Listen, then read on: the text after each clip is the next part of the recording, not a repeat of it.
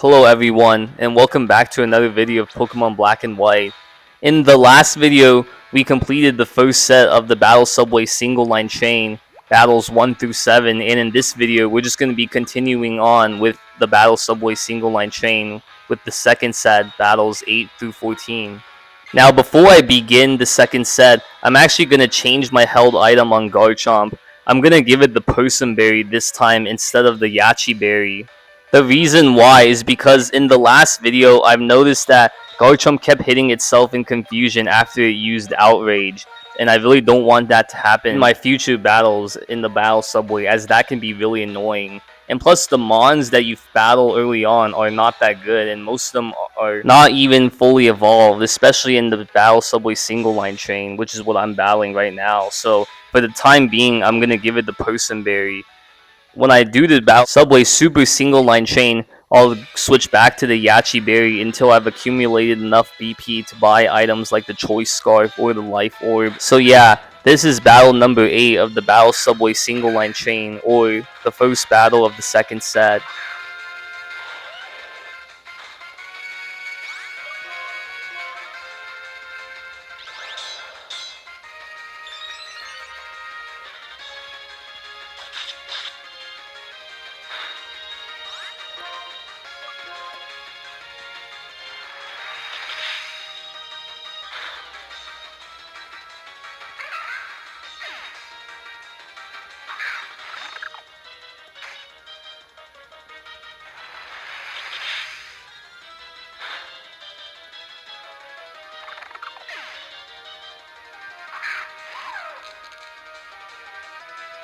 Nice. Wow, I believe this is the first time that I've actually hit with Outrage 3 times in a row with Garchomp instead of 2.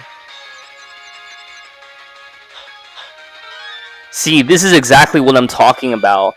Even though that was the end of the battle, the fact that I'm able to cure myself right away with the Person Berry makes the battle go by so much quicker and easier than if I still had the Yachi Berry on Garchomp.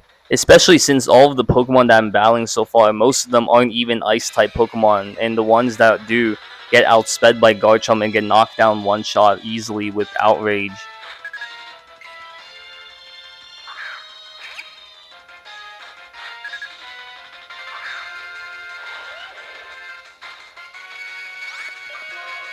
Joltik. I believe Earthquake can knock it down one shot. Yup, there you go. I knew it. I didn't even have to use Outrage on it. Snivy. Now I am going to have to use Outrage on it since Snivy resists Earthquake. And I believe that even though Fire Fang is super effective against it, Outrage still does more damage to it since it's much more powerful, and Fire Fang's kind of a weak move, so I'm not even sure if it can knock it out in one hit. Yeah, the only time that you should be using Fire Fang with Garchomp is when you're battling a Steel-type Pokemon that resists both Outrage and Earthquake, like Skarmory or Bronzong or Ferrothorn or something like that. Alright, one more Outrage should knock out this Tortuga. Yup, there you go. Garchomp's so good, man. There's a reason why it was Uber in all of Gen 4 and in Gen 5 before they banned the Sandveil ability. Now, the one thing to note, though, about Garchomp and Sandveil in the Battle Subway is that if you're not pairing Garchomp with something that has the Sandstream ability like Hippowdon or Tyranitar, then the Sandveil ability is actually worse than its hidden ability in the Dream Yard in Black and White in Gen 5, which is the Rough Skin ability, since Sandveil basically doesn't have any actual use in the in-game battle in the Battle Subway. Unless you're battling someone that ironically has a Hippowdon or Tyranitar on their team. But I really can't be bothered to train up another Garchomp, so I'm just gonna stick with this one for now. Yeah, I might have to make a separate video one day to show you guys all how to breed Pokemon in Gen 4 and Gen 5, and also how to EV train. Wow, see, even Fire Fang missed once before it finally hit, even though it has like 95% accuracy. Yeah, you always want to use moves that have 100% accuracy in the Battle Subway or Battle Tower or Battle Frontier. Like, always use Flamethrower over Fire Blast and Thunderbolt over Thunder, you know. Examples like that.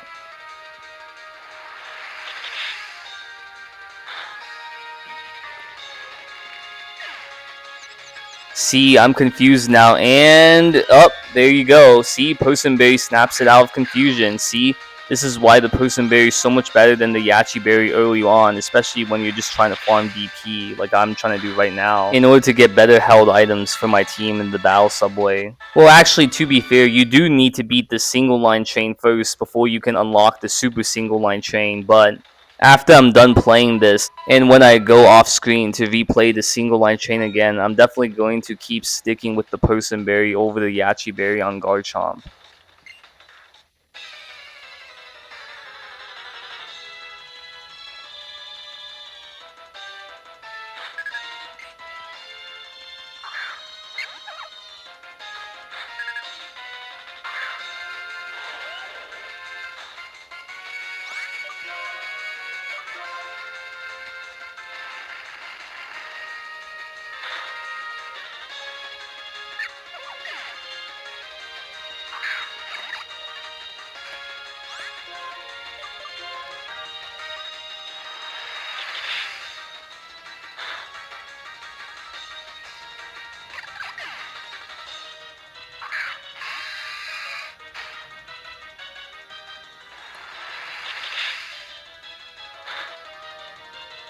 Wow, I'm actually surprised that Whirlpede lived in Outreach from Garchomp. Then again, Whirlpede does have decent defenses, but still. I didn't even bother to look up any of the sets or natures or EV spreads or move sets of any of the Pokemon in this Battle Subway single line chain. I'm only going to start looking up their movesets when I do the Battle Subway super single line chain, since right now everything's really easy so far, and it doesn't matter if I don't one shot every Pokemon, since I'm still gonna win the battle anyway.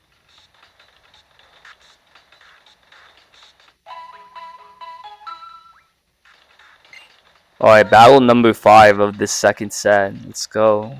Yeah, Garchomp is definitely one of, if not my favorite Pokemon of all time. I use it on almost every team that I play with in Pokemon Diamond, Pearl, Platinum, and in my Battle Tower and Frontier teams. And I'm using it again on my Battle Subway team.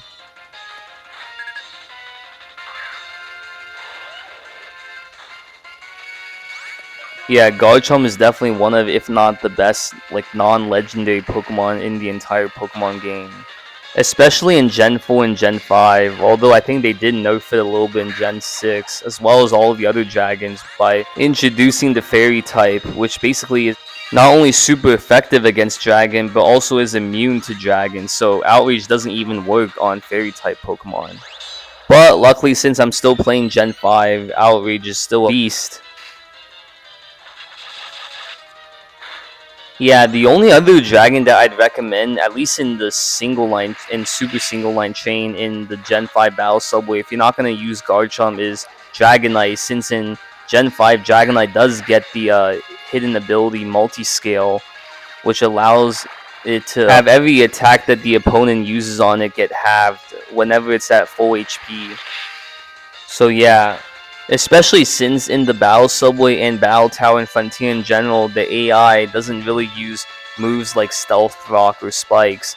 Your Pokemon are pretty much going to be guaranteed to be at full HP when it first gets sent out in battle. So abilities like Multi-Scale come into play. Yeah, Multi-Scale is definitely a big improvement for Dragonite over Inner Focus, which is the ability that it had in previous gens before Gen 5.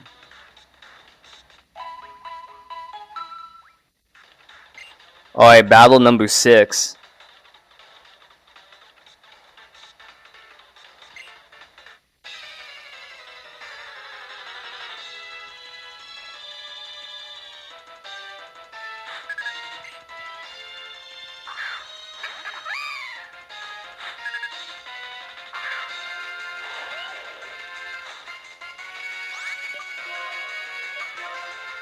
Come on, Protect again? Really? It used it on me in the last video as well. Like, come on, you're just wasting your time, buddy. You're gonna get knocked out either way. Stop stalling.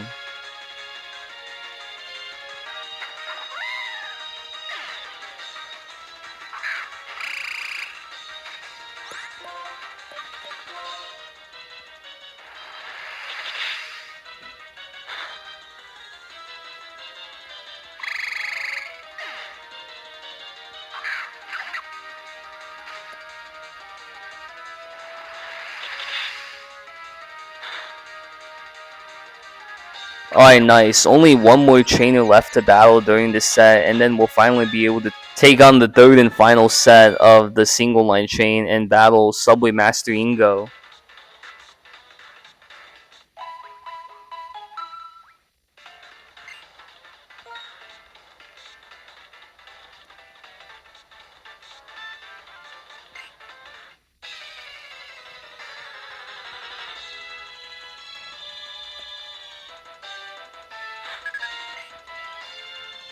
Behem, wow. I believe that's the first fully evolved Pokemon that we've battled so far in the Battle Subway single line chain.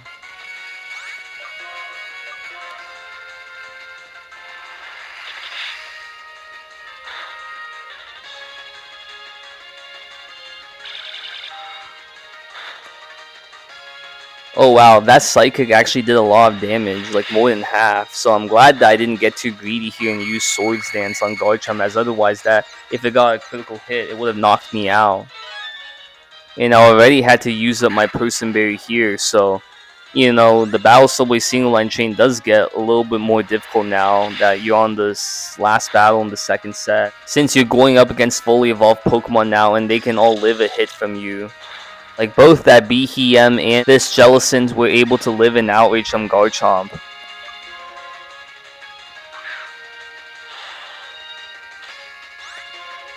Luckily, I have Gengar with me, and Gengar is faster than Jellicent, so it should be able to knock it out now with Shadow Ball.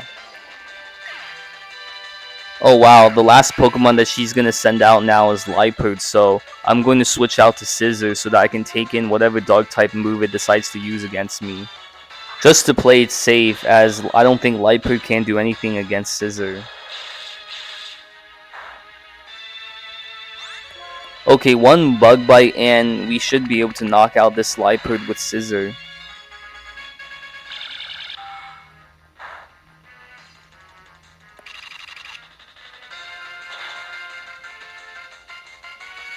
Yup, see, there you go. Yeah, this was definitely the toughest battle that I've battled so far in the Battle Subway single line chain, even though it overall still wasn't that difficult.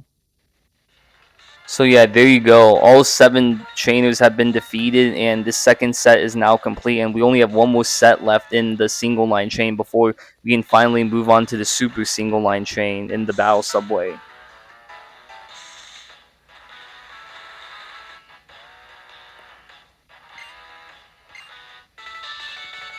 The policeman's gonna give you 3 BP, which is good, really good.